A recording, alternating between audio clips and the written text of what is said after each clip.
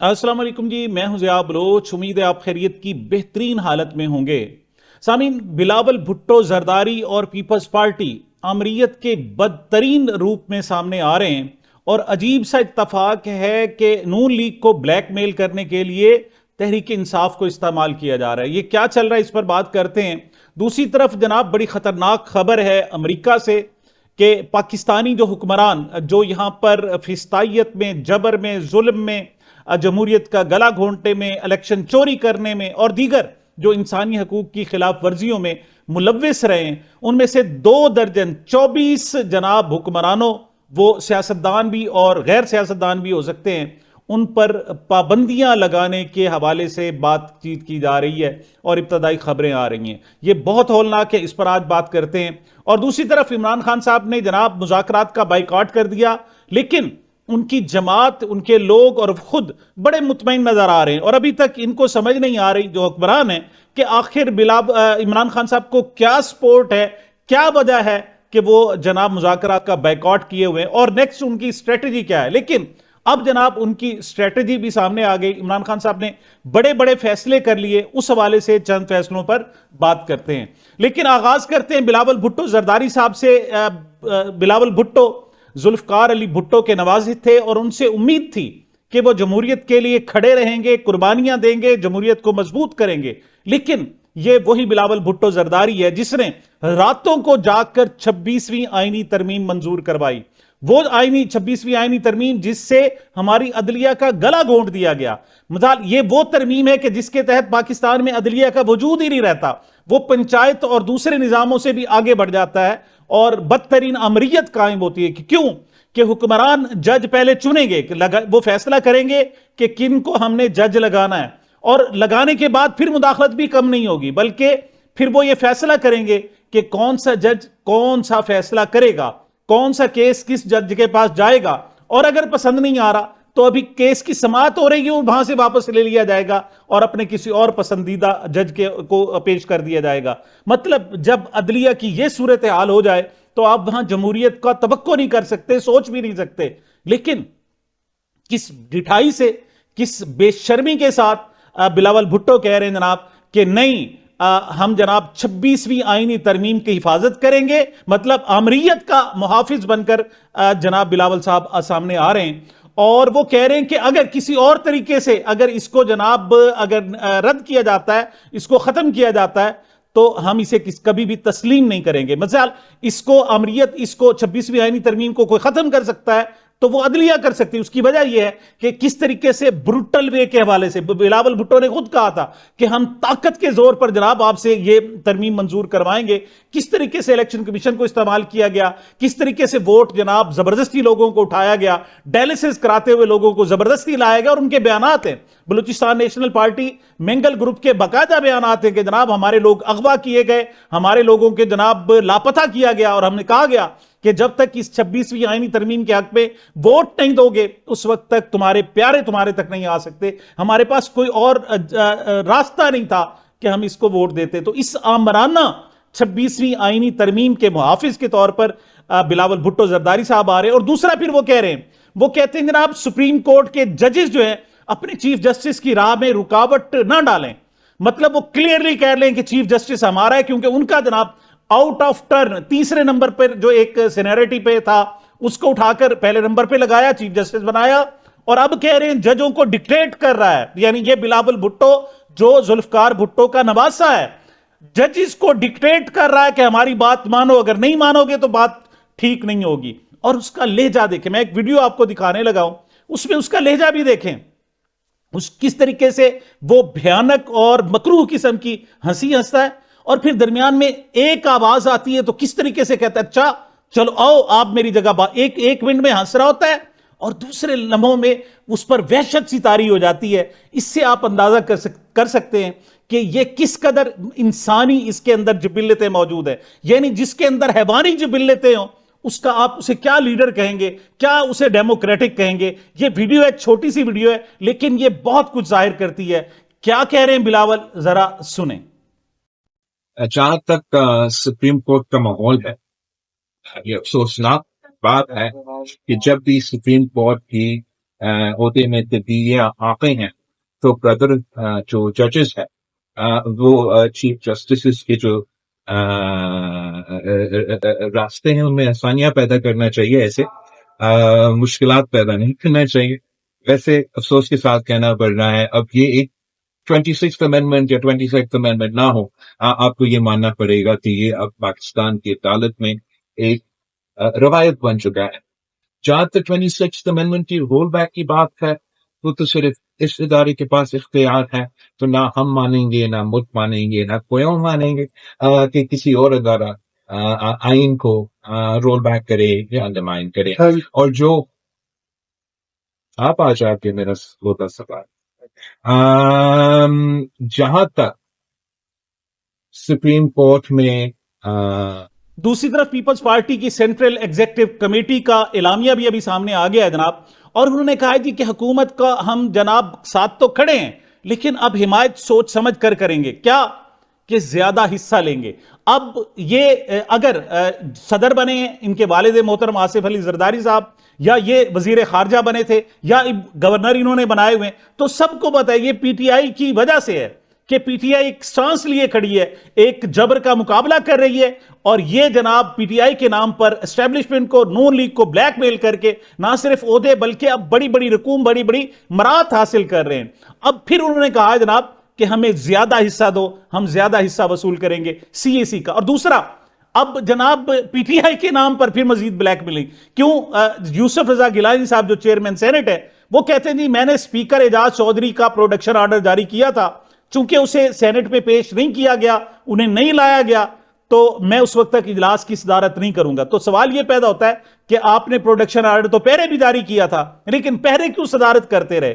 وجہ یہ ہے کہ پی ٹی آئی کو جناب اس کے نام پر انہوں نے اپنے مفادات حاصل کر رہے ہیں. حالانکہ سینیٹر اعجاز چودھری اور عمران خان وہ تو اس وقت بدترین فسطائیت کا سامنا کر رہے ہیں. مثال عمران خان کو آج تک کسی عدالت پیش نہیں کیا گیا، اس نے کوئی گلہ نہیں کیا، اس کا کوئی کیس آج تک عدالت میں نہیں سنا گیا، بلکہ وہاں جا کر ایک کنٹرول روم میں سنا گیا جسے جناب جیل ٹرائل کا نام دیا گیا اور جیل میں عدالت کا نام دیا گیا. اس کنٹرول روم میں جا کر وہ اس کو جناب ہمیشہ پیش کیا گیا، اس کی تصویر نہیں آنی دے گی، اس کی ملاقاتیں نہیں کرنے دی گئی، اس نے کوئی گلہ نہیں کیا. سملرلی اس کے جو ساتھی ہیں انہوں نے آج تک کوئی گلہ نہیں کیا. لیکن اس وقت پیپلز پارٹی جناب ان کے نام پر اپنے نمبر ٹانک رہی ہے اور نئے جناب فیصلے کر رہی کہ ہم جناب بڑے آئین کے پاسدار ہیں، ہم تو جناب جمہوریت کے بڑے چیمپئن ہیں. لیکن جیسے میں کہہ چکا کہ اس وقت بلاول بھٹو خاص طور پر آمریت کے بدترین روپ میں سامنے آئے ہیں، اور عوام میں ان کے خلاف جو نفرت پیدا ہو رہی ہے یہ سامنے آئے گی، اور ایسا نہیں ہے کہ اس کو اگنور کر دیا جائے. دوسری طرف جناب پیکا آرڈیننس، پیکا ایکٹ جناب پاس کیا جا رہا ہے قانون کہ جناب صحافیوں کی جو آواز ہے اس کو دبا دیا جائے، اور اس وقت تمام کے تمام صحافی احتجاج کر رہے ہیں. جب ایسا ہی کوئی معمولی اس سے ایک بہت کم ضرر قسم کا ایک قانون پی ٹی آئی کے دور میں آیا تھا تو سب سے پہلے شہباز شریف ہوتے تھے، اس کے ساتھ جناب مریم نواز صاحبہ، اس کے ساتھ جناب بلاول بھٹو، لیکن اب ان کے ساتھ کھڑے ہوئے. یعنی اس حوالے سے دوغلی پالیسی کی انتہا کر دی گئی ہے. دوسری طرف جناب صحافی ہیں وہ احتجاج کر رہے ہیں. میں صرف دو صحافیوں کا آپ کو نام لینا چاہوں گا. نصرت جاوید صاحب یہ اس وقت اینٹی پی ٹی آئی کہلاتے ہیں، مطلب وہ کبھی بھی نہیں ہے. وہ کہتے ہیں کہ اس قانون کے تحت جو آپ نے بنایا ہے اگر مجھے پکڑیں گے تو میری مری ہوئی ماں کی قسم نہ میں وکیل کروں گا اور نہ ضمانت کی درخواست دوں گا. یہ مجھے بھی کہیں گے کہ تم ورکنگ جرنلسٹ تھوڑی ہو. مطلب ان کے خیال میں جو ان کی نوکری کر رہا ہے صرف وہ ورکنگ جرنلسٹ ہے، اس کے علاوہ کوئی ورکنگ جرنلسٹ نہیں ہو سکتا. کیا کرتے ہیں یہ؟ پہلے نوکریوں سے نکلواتے ہیں اور پھر کہتے ہیں کہ تم صحافی نہیں ہو. اچھا، اور ایسا ہی دوسرا جو ورژن میں دینا چاہتا ہوں وہ نجم سیٹھی کا دینا چاہتا ہوں. نجم سیٹھی آپ کو پتہ ہے کہ اس وقت اسٹیبلشمنٹ کا اور نون لیگ کا ترجمان ہے. وہ بھی کہتا ہے بے شک کوئی سچی خبر بھی ہے لیکن اگر حکومت کو پسند نہیں تو وہ آپ کو جیل کے اندر پھینک سکتے ہیں. حکومت کے ہاتھ میں بہت خطرناک ہتھیار آ جائے گا. نجم سیٹھی نے نئے پیکا ترمیمی ایکٹ کو زبان بندی کا قانون قرار دے دیا. مثال کے طور پر ایک آتا ہے کہ کل صبح امید ہے بارش ہوگی، اب آپ دیتے ہیں اور اگلے دن وہ بارش نہیں ہوتی تو آپ نے تو جھوٹی فیک نیوز دے دی اور اب آپ کو گرفتار 3 سال کے لیے آپ کو جیل میں ڈالا جائے گا. یا آپ کوئی تصور کر سکتے ہیں کہ امید ہے کہ کل پیشی میں ایسا ہو جائے گا لیکن ایسا نہیں ہوتا. تو آپ کو جناب پھر گرفتار مطلب اس حد تک جب ڈکٹیٹرشپ ہو تو آپ اس سے کیا توقع کر سکتے ہیں اور آپ اسے کہہ سکتے ہیں کہ ایک جمہوری معاشرے میں ہے۔ نجم سیٹھی کا چونکہ تذکرہ ہوا، میں اپنے پچھلے ویلاگ میں بتا چکا ہوں کہ احمد نورانی نے وہ دستاویز لے آئے، وہ برطانوی جناب ہائی کورٹ کا فیصلہ لے آئے کہ یہ رقم جو 119 ملین پاؤنڈ تھی، جسے جو ایکچولی 172 ملین پاؤنڈ تھی، یہ تو بھیجی ہی سپریم کورٹ کے اکاؤنٹ کے لیے گئی تھی، یہ آگے عمران خان کو جو 14 سال کی سزا سنائی گئی بالکل غلط سنائی گئی کہ جناب انہوں نے اماؤنٹ کا رخ موڑ دیا۔ تو اب اس کو کنفرم کر رہے ہیں نجم سیٹھی صاحب، وہ کہتے ہیں برطانوی عدالت کے فیصلے میں یہ بات لکھی ہوئی ہے کہ سیٹلمنٹ کے 190 ملین پاؤنڈ کی رقم پاکستانی سپریم کورٹ کے اکاؤنٹ میں جائے گی، کسی اور اکاؤنٹ میں نہیں جا سکتی۔ لیکن چونکہ ایک فیصلہ چھپایا گیا، اس کے کچھ حصے لیے گئے، کچھ حصے چھپا کر عمران خان کو سزا دینا مقصود تھا، وہ دے دی گئی، لیکن پوری دنیا اسے دیکھ رہی ہے۔ مطلب یہ ان کی جناب شرمندگی اب اور بڑھنے والی ہے۔ حبیب اکرم ہمارے فیوریٹ اینکر اور صحافی، انہوں نے جناب ملتان تشریف لائے اور یہاں آ کر انہوں نے جاوید ہاشمی سے جو ہے انٹرویو کیا۔ دیکھیں بات وہی ہوتی ہے جو ایک صحافی ایک شخص کہہ رہا ہوتا ہے، ایک سیاستدان، لیکن جب انٹرویور ہوتا ہے وہ اس سے اندر کی چیزیں لے کے لاتا ہے، وہ جو بندے کو جناب اپیل کرتی ہیں، وہ اس کے دل کو جا کر لگتی ہیں۔ تو حبیب اکرم کہتے ہیں کہ جاوید ہاشمی کا کہنا تھا کہ میں تصور بھی نہیں کر سکتا تھا کہ شاہ محمود قریشی پورے قد کے ساتھ عمران خان کے ساتھ کھڑا ہوگا، یعنی گرفتار ہوگا، مسلسل گرفتار ہوگا اور کھڑا رہے گا۔ جاوید ہاشمی کہتے ہیں کہ شاہ محمود قریشی کے آباء و اجداد کی سیاست کے راستے جیلوں سے نہیں گزرتے، مگر شاہ محمود نے سب کچھ بدل ڈالا۔ مجھے ایسے لگا، اس پر تبصرہ کر رہے ہیں حبیب اکرم صاحب، کہ مجھے ایسا لگا جیسے جاوید ہاشمی کی آواز میں شاہ محمود کے لیے رشک تھا کہ کاش اس کی جگہ میں گرفتار ہو چکا ہوتا جو شاہ محمود۔ وجہ کہ شاہ محمود جیسا شخص ایک لیڈر کو لیڈر مان چکا ہے اور اس پر ابھی تک کم از کم کھڑا ہوا ہے۔ حبیب اکرم نے ہی اس حوالے سے کہ سوال کیا کہ یہ عمران خان پر جناب الزامات ہیں کرپشن کے، تو اس پر جاوید ہاشمی کا دو ٹوک کہنا تھا۔ ان کا کہنا تھا کہ عمران خان اور کرپشن بالکل سوال ہی پیدا نہیں ہوتا، بالکل یہ ناممکن ہے، انہوں نے کہا۔ تو اس پر جناب وہ کہتے ہیں مجھے جاوید ہاشمی نے کہا کہ عمران خان میں کرپشن ڈھونڈنا ایسے ہی ہے جیسے نیا امریکہ ڈھونڈنا۔ عمران خان پر دوسرا الزام ہوتا تو میں مان بھی لیتا، لیکن کرپشن کا کوئی الزام میں ماننے کے لیے تیار نہیں ہوں۔ 9 مئی کے بعد نئی تحریک انصاف سامنے آئی ہے اور یہ اس پر جناب حبیب اکرم کا باقاعدہ اس حوالے سے تجزیہ تھا۔ اچھا، اس حوالے سے جناب میرے پاس مزید خبریں، اس جناب محسن نقوی صاحب گئے ہوئے تھے اور وہاں پر جا کر جناب امریکہ میں، اور وہاں انہوں نے کچھ ملاقاتیں کی، وہ سارا کے سارے معاملات ان کے الٹ پڑ گئے۔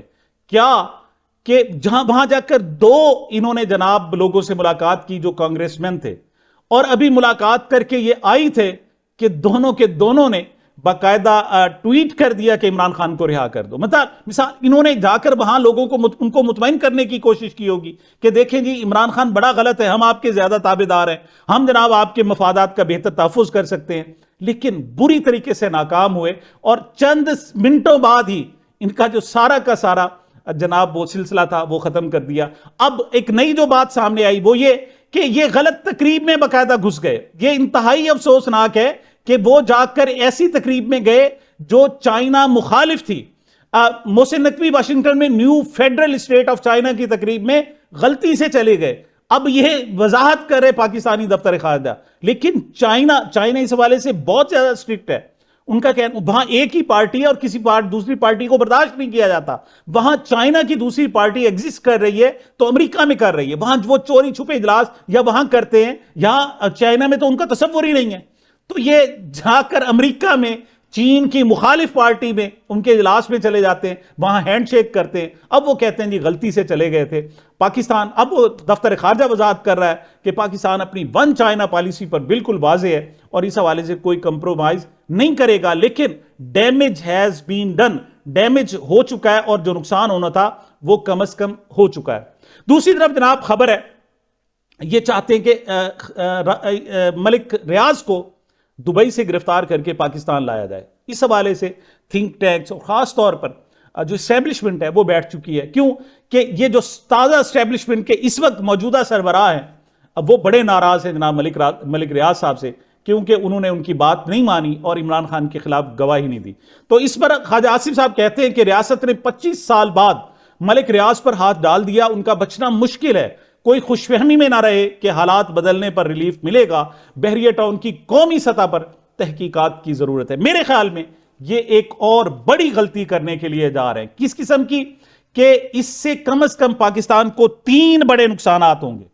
ایک تو دبئی میں شیخ راشد بن المکتوم، شیخ راشد جو وزیر اعظم ہیں UAE کے، ان کی خاص ایفرٹ کے ساتھ ملک ریاض نے وہاں پراپرٹی BRBT کا جناب کاروبار کیا، پراپرٹی کا کاروبار کیا، اور وہاں نہ صرف پاکستان بلکہ UAE میں پوری دنیا سے جناب سرمایہ کاری آ رہی ہے۔ دنیا کے وہ لوگ جو پاکستانی ہیں، انڈونیشیا کے ہیں، انڈیا کے ہیں اور دیگر ممالک کے ہیں، تو وہاں پر ان کے لیے بہترین اس وقت کہیں گھر بنانا تو وہ دبئی ہے، اور وہ دبئی ملک ریاض سے بہتر گھر بنا کر دینے والا کوئی نہیں ہے۔ تو وہ ایک بہترین پروجیکٹ ہے جناب، وہ ان کو گھر بنا کر دے رہا ہے اور وہاں انویسٹمنٹ ہو رہی ہے پوری دنیا کے لوگوں کی۔ اب یہ پاکستان جب ان کی مخالفت کرے گا تو سب سے پہلے یہ عرب ایمریٹس کی جو جناب حمایت ہے، تھوڑی بہت اگر میسر بھی ہے تو اسے کھو دے گا۔ اور دوسرا اس کے ساتھ جو بڑا نقصان ہوگا وہ یہ ہوگا کہ پاکستان کے اندر کوئی تھوڑی بہت سرمایہ کاری کا امکان ہے تو وہ بھی ختم ہو جائے گا، کہ کیونکہ ملک ریاض جیسے لوگوں کو تو آپ سزا دے رہے، جو 20 25 30 سال سے آپ کے ساتھ بحریہ ٹاؤن کے ساتھ کھڑا ہوا تھا، اس کو سزا دے رہے ہیں، تو اس کی کیا گارنٹی ہے کہ کوئی اور سرمایہ کار آئے گا تو آپ اس کے ساتھ چلیں گے؟ اس کے ساتھ بھی یہی ہوگا، کسی وقت جب آپ کا دل چاہے گا اس کے ٹوٹل کاروبار کو الٹ دیں گے اور اسے گرفتار کر لیں گے۔ تو اس سے ایک نیگیٹو امپیکٹ کریٹ ہوگا۔ اور تیسرا جو سب سے بڑا نقصان ہے، ملک ریاض کہتے ہیں میرے پاس بہت راز ہے، اور مجھ پر ہاتھ ڈالا تو وہ راز ایسے کھلیں گے کہ یہ لوگ اپنا منہ چھپاتے پھریں گے۔ واقعی یہ بات تو درست ہے کہ ملک ریاض نے ہر ایک کے ضمیر کو خریدا ہوا ہے۔ وہ کون سا ایسا شخص ہے جسے اس نے مکان بنا کر نہیں دیا، جسے جناب محل بنا کر نہیں دیے، جسے پیسہ نہیں دیا، جسے نوکریاں نہیں دی، جسے جناب مالی مفاد نہیں دیا؟ تو ایسے میں آپ جب اسے گرفتار کریں گے، آپ کے خیال میں وہ خاموش رہے گا، تو یہ آپ کی بہت بڑی بھول ہے۔ سامعین، گزشتہ ایک ویلاگ میں نے آپ سے عرض کیا تھا کہ ایک ایسی خاتون جو محترمہ بشرا بی بی کے بالکل ہم شکل ہے، وہ ایک آج کل اشتہار چل رہا ہے نا کہ یہ جو کالونی ہے یا ہاؤسنگ سکیم ہے، پروجیکٹ ہے، نہ اسلام آباد سے دور ہے نہ اسلام آباد کے نزدیک ہے۔ انور مقصود کہتے ہیں کیونکہ یہ اسلام آباد میں ہے، تو وہ بالکل محترمہ بشرا بی بی کی ہم شکل ہے۔ ان کی سسٹر ہے مریم ریاض وٹو، وہ گفتگو کر رہی ہیں۔ خاص طور پر یہ جو امریکہ میں کانگریس کی ایک نشست ہوئی اور بریفنگ ہوئی، اس موقع پر محترمہ مریم ریاض وٹو نے اپنی بہن اور عمران خان صاحب کے حوالے سے اور وہاں اس تقریب کے حوالے سے کیا اظہار خیال کیا، ذرا سنیں۔ جی السلام علیکم۔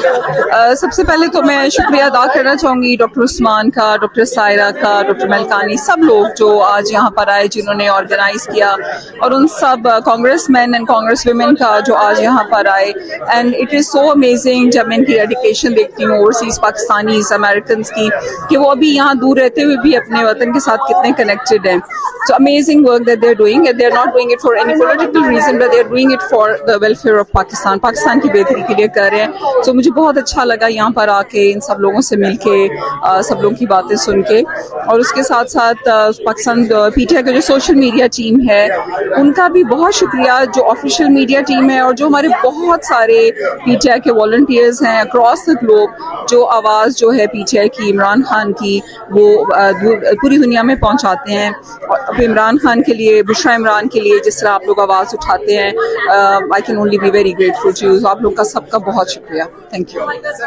نوجوان صحافی اسد طور آج کل 2 شلواروں کی بات کرتے ہیں۔ وہ کہتے ہیں جناب یہ 2 شلواریں ہیں، ایک 26ویں آئینی ترمیم کی شلوار ہے جو کچھ ججوں نے پہنی ہوئی ہے، اور اس الاسٹک کی شلواریں ہیں، جب چاہیں اوپر نیچے وہ کر سکتے ہیں اور بڑی ان کے لیے کمفرٹیبل ہیں، اس پر جناب وہ اپنی عدالتوں کو چلا رہے ہیں۔ اور دوسری طرف وہ کہتے ہیں جو حکمران ہیں جنہوں نے 8 مئی کی الاسٹک کی شلواریں پہنی ہوئی ہیں، 8 فروری کی اور 9 مئی کی، کہ جناب جعلی مینڈیٹ پر فارم 47 کی شلواریں ہیں، اس پہ جناب وہ گزارا کر رہے ہیں۔ لیکن گزشتہ روز عمر ایوب کی طرف سے ایک اور شلوار کا اضافہ کیا ہے۔ میں اس کی حمایت نہیں کرتا، دیکھیں اس حد تک تو درست ہے کہ آپ اس کو، لیکن جب آپ کسی کا نام بگاڑیں گے تو کسی طور پر بھی درست نہیں۔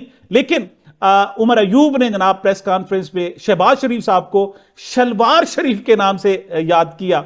मैं इसकी कतई हिमायत नहीं करता। क्या कह रहे थे उमर अयूब, जरा सुने। ये 31 तारीख का जो डेडलाइन है वो निगोशिएशन के किसी नतीजे पे पहुंचने के लिए था। देखिए, आप जब बात करते हैं सियासत में तो 7 दिन इज़ वे टू मच। 7 दिन में अगर उन्होंने नहीं किया तो मैं एक सेकंड जी, एक सेकंड शिराजी साहब, आपका मैं सिर्फ ऐड करूंगा जो बैरिस्टर चेयरमैन साहब ने बात की है कि जो अडयाला जेल का सुपरिटेंडेंट है और अडयाला को जो पटवारी है उनके पास फुर्सत कैलेंडर में होगी तो वो शहबाज शरीफ के पास चले जाएंगे हमारा टाइम सेट करने के लिए, हम लोग मुलाकात करें। मतलब वो वजीर अपने आप को या वजीर आजम कहता है बकौल, तो वो तो एक इंस्टॉल्ड वजीर आजम है, बनाए ना हमारी ये मीटिंग कराए। मोहसिन नकवी का दौरा अमेरिका नाकाम, उल्टा बल्कि बदनामी, उल्टा जनाब वहां से हजीमत का सामना उन्हें करना पड़ा। और अब जो नई खबरें आ रही हैं वो ये हैं कि अमेरिका इन्हें बर्दाश्त नहीं कर रहा। ये जिससे जाकर मिलते हैं वो इनकी बात तो सुन लेते हैं कि उनके मेहमान होते हैं और उनसे मिलने के लिए आए, लेकिन उनको ना सिर्फ वो सुनाते हैं बल्कि उसके थोड़ी देर बाद ट्वीट भी ठोक देते हैं कि फ्री इमरान खान, और ये इन पर ताजियाना बन के इन पर लगता है और उसकी जो व्यूअरशिप है वो बिलियंस में चली जाती है। अब जनाब वहां से तशरीफ ला रहे हैं अब मोहसिन नकवी आकर यहां जिन्होंने उनको भेजा था, साहब जरा हुकूमत ने तो नहीं भेजा था, हुकूमत तो कह रही नून लीग तो उसे ओन भी नहीं कर रही। अगरचे जनाब ख्वाजा आसिफ साहब कहते हैं हुकूमत के तर्जमान, लेकिन वो खुद कहते हैं कि नहीं हमारे तर्जमान नहीं है, वो अपने आप को हुकूमत का हिस्सा भी नहीं समझते, वो खुद अपने आप को हुकूमत का पपेट समझते हैं। तो बहरहाल वो जिन्होंने उन्हें भेजा था और जिनकी वो नुमाइंदगी कर रहे थे उनको रिपोर्ट लाकर देंगे कि वहां किस किस्म के हालात हैं, क्या वो आपकी बात सुनने के लिए तैयार हैं या आपकी हर बात सुनकर, यानी इस वक्त ट्रंप को जब ख्याल आता है कि जनाब पाकिस्तान, तो वो कहता है अच्छा इमरान खान कहां है। तो अब जब से ये सूरत हाल हो तो आप चलेंगे कैसे। तो आने वाले दिनों में इस हवाले से बड़े फैसले मुतवक्के हैं। लेकिन दूसरी तरफ जनाब एक चूंकि अभी तक उस पर अमल दरामद नहीं हो रहा, तो अब इम्तियाज गुल साहब हैं, ये जनाब बता रहे हैं, सीनियर सहाफी, और ये कह रहे हैं कि इस वक्त अमेरिका में कम से कम 24 लोग ऐसे हैं पाकिस्तान में जो मुख्तलिफ हुकूमतों पर अहम ओहदों पर रहे और उन्होंने फिस्तायत का, जुल्म का बाजार गर्म किया। उन्होंने जनाब लोगों पर दर्जनों मुकदमे कराए, लोगों को लापता कराया, मुकदमात कराए, गिरफ्तारियां करवाई, जुल्म किया, सब कुछ किया। अब उन पर बाकायदा पाबंदी लगने के लिए जा रही है। क्या कह रहे हैं इम्तियाज साहब, जरा सुने।